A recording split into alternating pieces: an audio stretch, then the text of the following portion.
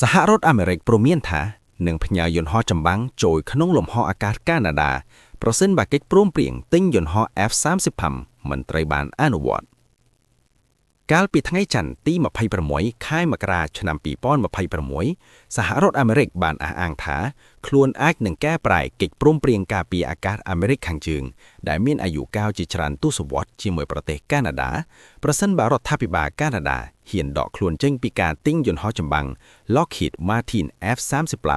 ចំនួន88គ្រឿងពីសហរដ្ឋអាមេរិកនេះជាការព្រមានពីឯកអគ្គរដ្ឋទូតសហរដ្ឋអាមេរិកប្រចាំកាណាដាក្នុងការឆ្លើយតបចុងក្រោយរវាងសហរដ្ឋអាមេរិកនិងកាណាដាពាក់ព័ន្ធនឹងកិច្ចព្រមព្រៀងនេះឯកអគ្គរដ្ឋទូតលោក Pete Hoekstra បានព្រមានថាប្រសិនបើកាណាដាហ៊ានទិញយន្តហោះចម្បាំងតិចជាងការដែលបានគ្រោងទុកសហរដ្ឋអាមេរិកនឹងបំពេញចន្លោះខ្វាយខាតផ្នែកសន្តិសុខនោះមានន័យថាសហរដ្ឋអាមេរិកអាចត្រូវទិញយន្តហោះ F-35 បន្ថែមសម្រាប់ប្រើប្រាស់ដោយខ្លួនឯងហើយប្រើវាដើម្បីចូលអន្តរាគមន៍ក្នុងលំហអាកាសកាណាដាជាញឹកញាប់ជាងមុនក្រោមលក្ខខណ្ឌបច្ចុប្បន្ននៃ NORAD សហរដ្ឋអាមេរិកនិងកាណាដាអាចប្រតិបត្តិការយន្តហោះក្នុងលំហអាកាសរបស់គ្នាទៅវិញទៅមកដើម្បីតាមដានឬទប់ស្កាត់គ្រោះថ្នាក់ផ្សេងៗដែលអាចកើតមានឡើងទោះជាយ៉ាងណាលោក Hoekstra បានបញ្ជាក់ថាការអន្តរាគមន៍របស់សហរដ្ឋអាមេរិកអាចលើសពីនេះប្រសិនបើកិច្ចព្រមព្រៀងទិញយន្តហោះត្រូវបានផ្លាស់ប្ដូរហើយវានឹងតម្រូវឲ្យកែប្រែកិច្ចព្រមព្រៀងសម័យសង្គ្រាមត្រជាក់នេះលោក Hoekstra បាននិយាយទៅកាន់ CBC News ថាNORAD នឹងត្រូវកែប្រែឡើងវិញសេចក្តីអធិប្បាយរបស់ Hoekstra កើតឡើងបន្ទាប់ពីរដ្ឋាភិបាលកាណាដាបានបង្ហាញថាកំពុងពិនិត្យឡើងវិញលើលក្ខខណ្ឌនៃកិច្ចព្រមព្រៀងទិញយន្តហោះចម្បាំងនេះបន្ទាប់ពីរកឃើញថាមានថ្លៃដើមខ្ពស់ជាងការរំពឹងទុកនៅឆ្នាំ2022កាណាដាបានយល់ព្រមទិញយន្តហោះ F-35A ចំនួន88គ្រឿងពីក្រុមហ៊ុន Lockheed Martin របស់សហរដ្ឋអាមេរិកដោយផ្ដល់ថវិកាសម្រាប់យន្តហោះចំនួន16គ្រឿងដំបូងរួចមកហើយដែរប៉ុន្តែពេលថ្មីនេះបានប្រឈមមុខជាមួយបញ្ហាភ្លាមមិនត្រឹមតែការផលិតយន្តហោះយឺតយ៉ាវជាងការរំពឹងទុកប៉ុណ្ណោះទេប៉ុន្តែការត្រួតពិនិត្យដំបូងនៅឆ្នាំ2025បានរកឃើញថាថ្លៃដើមនៃការព្រមព្រៀងទិញនេះបានកើនដល់ $27.7 លាន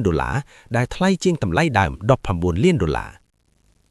ជាមួយនឹងការតានតឹងកើនឡើងរវាងសហរដ្ឋអាមេរិកនិងកាណាដាដោយសារការគំរាមកំហែងដាក់ពន្ធគំមីពីប្រធានាធិបតី Donald Trump នាយករដ្ឋមន្ត្រីកាណាដា Mark Carney បានអំពាវនាវឲ្យពិនិត្យកិច្ចព្រមព្រៀងនេះឡើងវិញបច្ចុប្បន្ននេះកាណាដាត្រូវបានរាយការណ៍ថាកំពុងសម្លឹងរកប្រទេសផ្សេងៗដើម្បីផ្គត់ផ្គង់យន្តហោះចម្បាំងដូចជាក្រុមហ៊ុនសាបរបស់ SEAD ដែលផលិតយន្តហោះ JH-39 Gripen Eសាបបានស្នើសុំផែនការផលិតយន្តហោះក្នុងប្រទេសកាណាដាដែលអាចបង្កើតការងារប្រមាណ 12,600 កន្លែងរដ្ឋមន្ត្រីឧស្សាហកម្ម Melanie Joly បានប្រាប់ CBC News ថារដ្ឋាភិបាលមានចំណាប់អារម្មណ៍លើគម្រោងធំៗទាំងអស់ដែលមិនត្រឹមតែការពារសន្តិសុខនិងអធិបតេយ្យរបស់កាណាដាប៉ុណ្ណោះទេប៉ុន្តែថែមទាំងបង្កើតការងារក្នុងទូទាំងប្រទេសផងដែរប៉ុន្តែលោក Hoekstra បានព្រមានថាប្រសិនបើកាណាដាជ្រើសរើសទិញយន្តហោះ Gripen E របស់សាបសហរដ្ឋអាមេរិកនឹងត្រូវពិចារណាឡើងវិញអំពីរបៀបធ្វើការជាមួយប្រទេសខាងជើងភាគខាងត្បូងរបស់ខ្លួនលើបញ្ហាសន្តិសុខលោកបាននិយាយថាប្រសិនបើពួកគេជ្រើសរើសផលិតផលដែលមានសមត្ថភាពទាបជាងនោះហើយមិនអាចប្រតិបត្តិការរួមគ្នាដូច F-35 ទេវានឹងផ្លាស់ប្ដូរសមត្ថភាពការពាររបស់យើង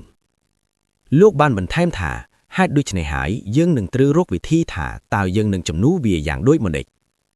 ការព្រមានរបស់លោក Hoekstra គឺជាការផ្ដោតប្រយោជន៍ចុងក្រោយពីមន្ត្រីសហរដ្ឋអាមេរិកដើម្បីដាក់សម្ពាធលើប្រទេសផ្សេងៗឲ្យគោរពតាមចំណង់ចំណូលចិត្តរបស់រដ្ឋាភិបាលបើពាក់ព័ន្ធនឹងសន្តិសុខជាតិវាកើតឡើងបន្ទាប់ពីប្រធានាធិបតី Donald Trump បានគម្រាមដាក់ពន្ធគំមីលើសមានភាពអឺរ៉ុបដែលមិនគាំទ្រកិច្ចព្រមព្រៀងរបស់សហរដ្ឋអាមេរិកក្នុងការទទួល Greenland